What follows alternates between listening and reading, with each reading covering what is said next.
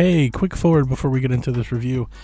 I sat down and recorded this audio, and I had this big plan to put, my audio together with a bunch of the gameplay footage that I captured and, some trailer material and some screenshots and stuff. Put up a video, but I just realized here in the last hour, right before we recorded PSVG, that my editing software no longer allows for that without a paid subscription. And I'm not going to do that. So I may put together a video later with another product of some kind, but at the very least, I thought I'd go ahead and get it out as a little podcast, get the audio out, and we'll put that up on the YouTube channel as well. So it's about 20 minutes of me talking about Under Par Golf, as well as my love affair with Sid Meier's SimGolf. And if you're a fan of golf games, or just if you're a fan of listening to somebody geek out about something they love, I hope you enjoy it, and I hope you give the game a try, because I'm digging it. So without further ado, take it away, me. Greetings, Koopalings. Donnie Reese from the Nintendo Shack, and play some video games here with a review. Something we don't really do around here anymore. I'm reviewing Under Par Golf Architect, a new golf sim game from Broken Arms Games that's out today on the Switch 2, and that is the version that I'm reviewing. It's out everywhere. You play it on PlayStation, Xbox, on PC, your Steam Deck, but it's also out for the Switch 2, and that is the version that I was most interested in. Like I mentioned, we don't really do this sort of content anymore. We're really a podcast outlet. I'm going to try my best to make this review feel like a little mini podcast for our listeners, and if this is your first time, we hope you enjoy it. We hope you dig the vibe, and maybe come check out the podcast for more. I'm pretty excited to get into this. But before I can get into Under Par Golf, or UPGA, if I may, I have to at least up front let you know that this will be somewhat of a biased review, because there's some history here. This is going to be both part retrospective as well as a review for a brand new game, and that's because Under Par Golf Architect completely evokes a game that is very near and dear to my heart, a game that I haven't, a game that I honestly thought was maybe done forever, and that's why I'm so excited for this one, and that's why I ultimately had reached out and offered to be a part of the review coverage, and that's Sid Meier's SimGolf, a game that I found at a Walmart shelf back in middle school. Came out in 2002 from Firaxis and EA, and Sid Meier. I'm not sure if you caught that. Sid Meier's SimGolf. Yeah, that Sid Meier, godfather of Civilization Sid Meier, GDC Lifetime Achievement Award winning Sid Meier. A lot of folks, know him from Gettysburg and all the Civilization games and Sid Meier's Pirates, and very few probably know that he created a golf sim game back in the early aughts, pairing it with, Maxis and the Sims franchise. So the Sims or Sim Cities. Yeah, these people got together and created a golf game where essentially, as the player, you could build different golf courses, different golf course design. There were different layouts, there were different features, there was different structures, and very much like a roller coaster tycoon type of game. And then you could also play golf on the course that you built. I came across this game sitting on a shelf in Walmart, like I said, middle school, probably maybe early high school. I think it was maybe 8th grade. And this was at a time in my life where, folks that listen to our podcast, they know golf was a big part of my life back then. I was on the high school team. I was playing all the time. I worked at the local country club. And, I was never really into PC gaming. But I saw this game, and I remember the box. I still have my CD-ROM. And I remember the box that it came in, those big CD-ROM PC boxes. And it was just like everything that I could have. Up until that point, I'd only really had, Mario Golf and then the early PGA, Tiger Woods golf games. And loving a golf game, the idea that I could build my own golf courses was something that I couldn't miss. So I bought that game, and actually carry, and it's sitting on my shelf. I've carried this jewel case, this CD-ROM with me forever. It is one of my favorite video games of all time. And, sadly, these days, really, really hard to play. You can find the game files out there on abandonware and on the internet, but this game was made in 2002 and wasn't like up to par even then. This game was made for Windows XP. I think it ran at a max resolution of 600p. So even if you have the CD-ROM like I do and a license key, it doesn't really work well on Windows 11 or anything, honestly, anything modern. There are people that kind of make their own patches and create their own patches for it, to get it running. But obviously we would like a modern version. And there have been many. There have been some. There's a Resort Golf Tycoon, and there's Golftopia, which I had the pleasure of interviewing them when their game released several years ago. I'm very excited, or very happy to know that I wasn't the only person in the world that found this game and loved it. It has a very healthy Reddit community, has a very healthy fan base. There's active discussions. Even on Steam right now, ahead of launch, you can see people that are finding it. There are other SimGolf fans out there because they realize kind of the addictive nature that this game was, the amount of hours that would just melt away for me as I design the perfect hole and experiment with different features and see the golfers or build the worst hole and put them all through hell and torment them. It was just so much fun. It was that right mix of different things that was perfect for me. And when I saw wind that there was a game coming out, Under Par Golf Architect, I want to say about a year ago, maybe a little longer than a year ago, I had to have been one of the first people that started pinging this dev. And I was like, I would love to be a part of this. I would love to help. I will beta test. I'd love to play it early. I'd love to review it if possible. If not, I will definitely buy it. I will give you feedback. And the folks at Broken Arm Games have been great. They provided me a copy. I've had it for about a week. I'm over 30 hours into the game already. And here's a little mini podcast, a little mini review on how my experience has been so far. So first and foremost, this is a Nintendo Switch 2 only game, I believe. I didn't see a Switch listing for it, so I think it's for Switch 2 only, and it's $20.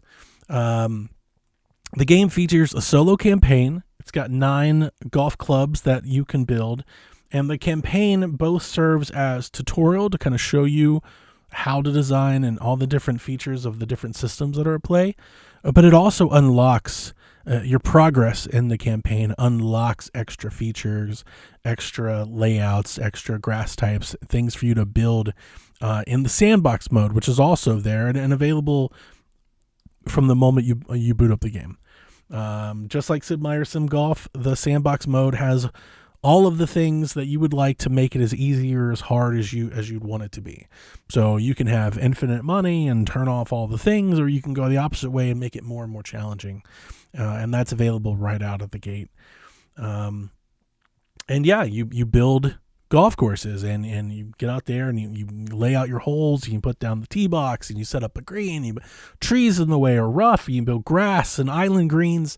And then you open up your golf club and golfers come in and they start playing it. And then you work about their feedback and the grading system. And that is kind of the loop of the game. The first pro that I'd very much like to highlight is how familiar this game feels to the original SimGolf from Sid Meier back in 2002. I think that's a really strong point for this game and something that everyone should know up front if they're considering. Because like I mentioned, this sort of game, this style of game, I don't even dare call it a genre. I don't know if there's enough games in it to be called a genre, but it may be.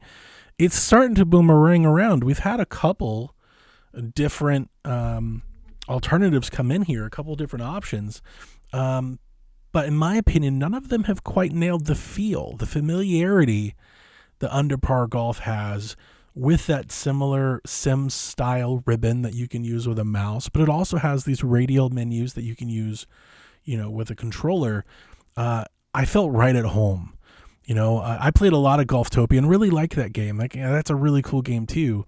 But with Golftopia, it's futuristic, and it's got, it's got all these different lanes and portals and ramps and launchers, and it's different. It's a different game. This feels like a spiritual successor to Sid Meier's SimGolf, and just saying that alone probably really gets me in the door. Like I said, I need to own that bias. You need to know that up front, that anybody that made anything that was remotely close to Sid Meier's SimGolf, I was probably going to love it. That doesn't mean that everything is great. It's not. I've got many pros to go through here. But I at least want to let you know that up front, that, this is a lot like Sid Meier's SimGolf, and that's a really happy thing for me. Something that I think I'm going to be playing, I want to say, for many months, if not years ahead, especially because one thing that I'm really excited to see them take advantage of on Switch 2 is mouse mode. This is something that I've been on Blue Sky kind of mentioning and teasing them about with every announcement and every patch update that they give out, is mouse mode. And I'm happy to tell you that you can split that Joy-Con off the side of your Nintendo Switch 2, and you can use this game. You can play the game with a mouse, and use all the menus and drag all the things. And I'm honestly really impressed to say that it works. It works really well. I've absolutely slapped that Switch 2 down on the table, pulled my Joy-Cons off, used one as a mouse, used the other one as buttons, and it's pretty nice. Hopping back and forth between that and portable play, or even playing on the TV, has been pretty great. They nail the systems here too, just like Sid Meier's SimGolf. Your holes will be graded. You can work through a couple different scenarios. I'd like to see more granularity applied there. The game does have a system of grading in terms of how many tiles you have and how many hazards are there. I understand the rubric, but I feel like it might just be a bit too rigid. Several times, for example, my holes were being penalized for something like having, the greens were too big, for example. That may be one of the small things that they would give me. But sometimes I wanted to create a hole that had a really big green. For those that are familiar with golf design, there are golf courses where, especially like links courses, where the greens are huge, or even 2 or 3 holes may share one green. Like I've seen people have 100-yard putts on a green. And I was trying to do something like that, and the game kind of pushed back about it. But the systems are there, and then they have nailed it. Like, you've got the happiness factor from the members and the golfers that are playing your holes. They'll give you that kind of feedback, and you have to determine which to weigh, right? Because not all golfers are created equal. Some of them are maybe bad golfers, so they have a harder time versus the pro golfers, and you kind of have to build a course that can be, an applicable test to both. There's also the whole grading system. There's the economy system. You've got to earn the money, to buy your new, restaurant, or upgrade your bathrooms, or put out more trash cans, or hire more staff. That's kind of the loop of the game. So all those systems, that core loop that so many of us found so addictive back then, that core loop is here. So if you're just now finding about this game and you've come across this podcast, this video, know that, that's there. It's all there, and you can get into as much of it as you want. My second best pro for Under Par Golf Architect, maybe the best pro, maybe my favorite thing about it so far, is how it plays golf. In Sid Meier's SimGolf, one of the things that set it apart, as mentioned earlier, is that you could actually play the course. Now, in Sid Meier's SimGolf, it was this top-down perspective. Like, everything stayed at that top-down, godlike approach where you could look over the golf course and all the golfers playing on top of it. So you could play it, but you were still just this little golfer that, walked around and you would click the shot.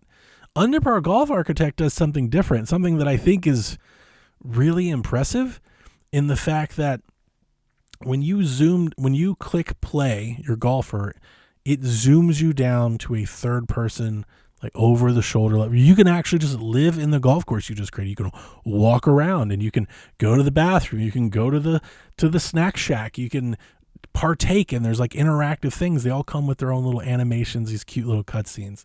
It's got that great that vibe, that great feel.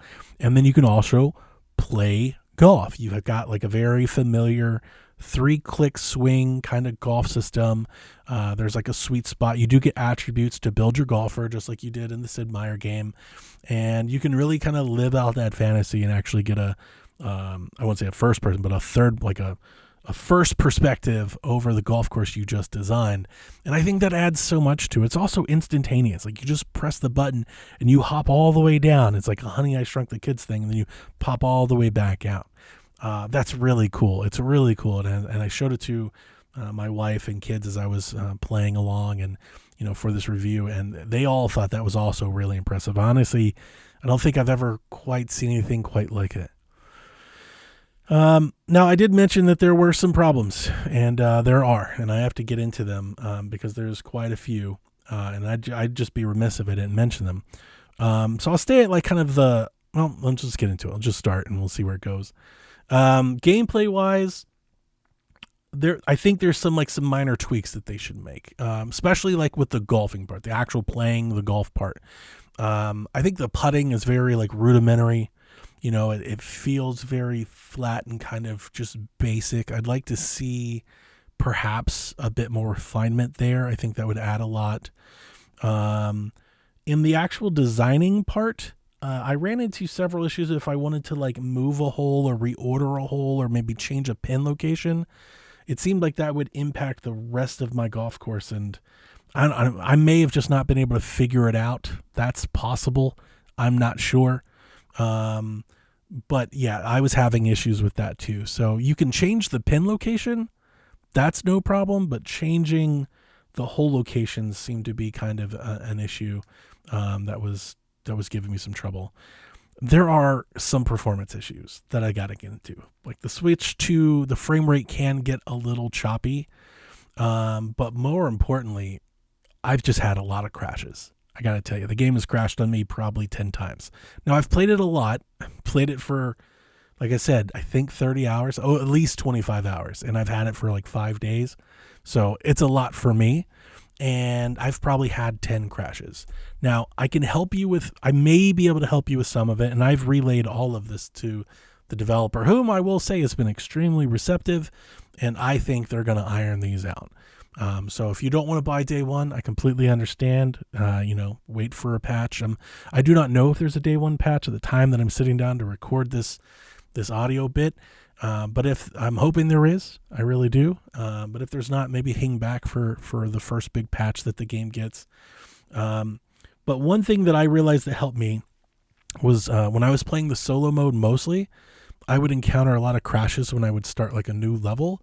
So the first thing that I started to get into is I got into the habit as soon as I jump into a new level, I create a save. It seemed like to me that having that save file seemed to stop a lot of the crashes that I was having early on. I would jump into a new level, start trying to build something. I'm talking really quickly. Within, I want to say 3 minutes, at least 5 minutes, the game would crash, and I'd reload it and crash again. So I just got into the habit as soon as I started a level, I'd save the game, and that seemed to stop that kind of crashing. Now, I encountered other crashes down the road, but those were far fewer. So I would say maybe twice since I kind of got into the habit, I would see it happening. And it would usually happen, I think it often happened when I was laying down paths or anytime I was dragging a tile of a lot of stuff over a long distance, that would seem to do it as well. So maybe don't do that if you were thinking about that at all. The other thing that I noticed, especially early on, was some control issues. Now, I don't think the game has control issues. I think it's just the devs getting used to the Switch 2, if I had to guess. Because when I first sat down to play, I could not get my Pro controller to connect. I would connect it to the system. I would turn the system on, everything. I'd jump into the game. The controller would disconnect, and I couldn't get it to reconnect. And I'd shut off the game, and I'd try to do it again, and I'd run into the same issue. So I started playing with Joy-Cons. I have 2 pairs of Joy-Cons, so I grabbed my second pair of Joy-Cons and I synced and started playing the game. And then I noticed if I pulled the right Joy-Con off to use the mouse, I was having issues where it would have issues going from the mouse mode back to the controller mode, back to the mouse mode. It was almost like it stayed in mouse mode. And I did report this to the developer. And I was just thinking that maybe there's something wrong with it. And then I got to thinking that I have 2 pairs of Joy-Cons, and this whole time that I've been playing, the system was docked and my other Joy-Cons were on the system. So I just got to tinkering, and instead of playing with the second pair of Joy-Cons, I rebooted the game by taking my Joy-Cons off the Switch, and I started playing that way, and I never had those issues again. So I'm thinking that perhaps it's possible that activating mouse mode somehow was getting interference or activating on the Joy-Cons that were docked or on board. Perhaps. I don't know if that's true or not, but I know that once I took them off, I had no issues. And I can say I had no issues playing this game in portable mode or tabletop mode at all. In fact, that's the way I'm playing it mostly. And yeah, I'm looking at the time here and I feel rushed because I'm already 20 minutes into a review. But yeah, I just want to say I'm playing it mostly portable, and that idea of having SimGolf, like this experience that I love so much, having that on the go with me on my Switch 2, where I play most of my video games anytime, and being able to use a mouse of all things to play this very PC-ass video game is awesome. It's really, really cool. I'm over the moon for it. So the game is out today. It's $20. There are DLCs that come with it. They've got like some island resort stuff and some cosmetics to support the devs. At the time of I'm recording this, and I just checked it before I hit start, there is no price on that. I actually don't even see it listed on the Nintendo eShop yet. It's on Steam and there's no price, but it's not on the Nintendo eShop. So I don't know if it'll be here when the game goes live or if that's coming later on Switch 2. But yeah, there are a couple DLC things you can take into account as well. But yeah, ultimately, we don't really do reviews here around PSVG. We think the numbers and stuff just kind of dumb. The game has its warts. It's an indie game, and they're trying to support everything, right? They've got a Mac version. It's on Steam. It's on Windows. It's on Xbox. And so I'm just giving them a lot of grace here. I think they're trying to do everything for everyone that they possibly can, and I think it's going to iron out. But what's there, I think is really good, and I think as they continue to refine it and get more support and get it more polished, I think it's just going to continue to be better. So at the very least, guys, I tell you, if you're at all interested in building a golf course and playing it, I would 100% give this a wish list. If not, buy it outright. $20. It's a great time. If you've never had a chance to experience a game like this, well, there's a whole community of folks just like me online. You find us in the discussions. You find us on Reddit. And I think we'll all tell you it's an addictive thing, especially if you're a golfer, of course, if you're into the IP. So, yeah, that's it. I hope you guys like it, and get out there and golf. We'll catch you next time. Nobody's sleeping in the middle of the bed. The middle of the bed is only where you do the business. But when everybody's ready to sleep, it's the side of the bed that can't be beat. It's the middle of the bed where lovers meet. But when it comes time to slumber, it's the edges. Ooh, ooh, ooh, the edges.